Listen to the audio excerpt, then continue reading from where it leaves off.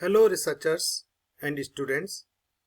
आज हम इस वीडियो में बात करेंगे वाइल्ड कुकुम्बर की और उसके टैक्सोनॉमिक हिस्ट्री, रिसर्च डन और रिसर्च गैप्स के बारे में। ये वीडियो प्योरली रिसर्चर्स के लिए बेनिफिशियल होने वाली है, तो प्लीज एंड तक जरूर देखें। तो जो वाइल्ड कुकुम्बर है उसकी जर्नी स्टार्ट होती है 1753 से, जब लिनियस ने एक स्पीसीज डिस्क्राइब की जिसका नाम था कुकुमिस सेटाइवस, फैमिली कुकुरबिटेसी। उनके बाद डॉक्टर J.F. रॉयल ने एक अनदर स्पीसीज डिस्क्राइब की, कुकुमिस हार्डविकी, इन 1835। लिनियस ने 1753 में की और इन्होंने 1835 में की। आप दोनों के फ्रूट देख सकते हैं। उसका जो फ्रूट होता है वो थोड़ा सिलेंड्रिकल होता है, जबकि ये थोड़ा ओवल शेप का होता है। जो रॉयल थे इन्होंने हिमालयन माउंटेन्स के ऊपर काम किया है, इसलिए ये जो स्पीसीज है वाइल्ड कुकुम्बर है जिसका की नाम है कुकुमिस हार्डविकी, ये हिमालयन का नेटिव स्पीसीज है। रॉयल की स्पीसीज बनने के बाद 1835 के बाद 1866 में एलिफेल्ड ने इसको एक न्यू रैंक दी और एक कॉम्बिनेशन बनाया और उसको न्यू रैंक दी वेराइटी। 2008 में बिल्डे एंड डिवजेस ने इसको फॉर्मा रैंक पे ले गए। फिर 2020 में वनफी एंड गैलासो ने इनको एक न्यू रैंक दी सब स्पीसीज। तो ये प्रेजेंटली सिनोनिमाइज्ड है under the name Cucumis sativus. ये आप देख सकते हैं, ये इसका पिक्चर है।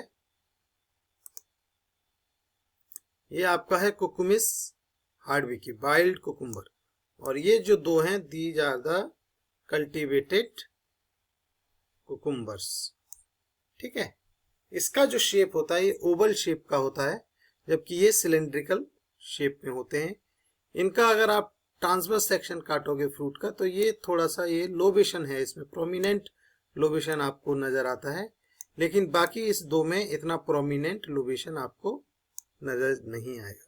तो ये है हमारा वाइल्ड कुकुम्बर जो कि हिमालय का नेटिव है। तो कुछ इसके टैक्सोनॉमिकल नोट्स। इसका नाम कुकुमिस हार्डविकी है। मैं यहाँ हार्डविकी यूज करूंगा जिससे कि हमारे व्यूअर्स को कंफ्यूजन ना हो। वैसे ये अभी सेटाइवस के अंदर है, लेकिन मैं यहाँ कन्वीनियंस के हिसाब से कुकुमिस हार्डविकी यूज कर रहा हूँ। ये फैमिली कुकुरबिटेसी के अंदर आता है, और जो कुकुरबिटेसी फैमिली है वो फेमस है हमें वेजिटेबल्स के लिए। ठीक है, जैसे लौकी, तोरई, खीरा, पंपकिन, बहुत सारे वेजिटेबल्स हैं। इनके जो मेंबर्स के अंदर मोस्टली कुकुरबिटेसिन एक कंपाउंड होता है वो मिलता है। और ये कुकुरबिटेसिन होता क्या है? ये कुकुरबिटेसिन एक प्रकार का कड़वा टेट्रासाइक्लिक ट्राइटर्पिनॉइड्स है।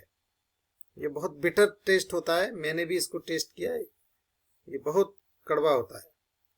और फिलहाल में 2022 में एक रिसर्च हुई है जो कि जर्नल ऑफ ट्रांसलेशन मेडिसिन में पब्लिश हुई है, और ये बताया गया है उसमें कि जो कुकुरबिटेसिन्स हैं वो एंटी कैंसरस हो सकते हैं, ये हमारे कैंसर्स के इलाज में हेल्पफुल हो सकते हैं। और जो कुकुमिस हार्डविकी है, जो हम लोग कल्टीवेटेड कुकुम्बर जो आजकल खाते हैं, वो उनके प्रोजेनिटर है। Now some research done on the Cucumis hardwicki in terms of nutritional composition, seed oil composition, nutraceutical potential and medicinal uses। जो इसका सीड होता है, जो इसके सीड में 21% ऑयल होता है with high level of protein, carbohydrates and fibres.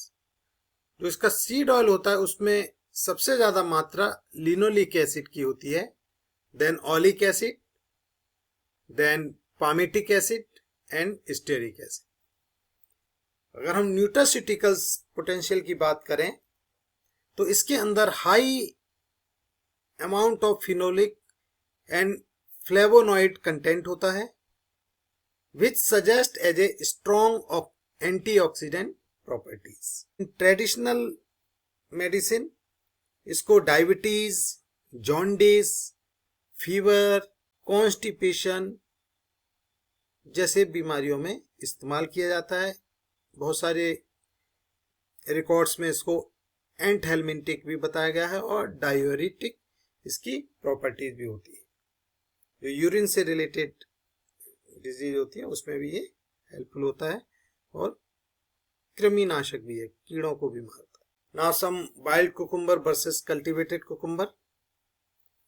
जो बाइल्ड कुकुम्बर होता है उसमें कुकुरबिटेसिन सी की मात्रा ज्यादा होती है in comparison to cultivated cucumber.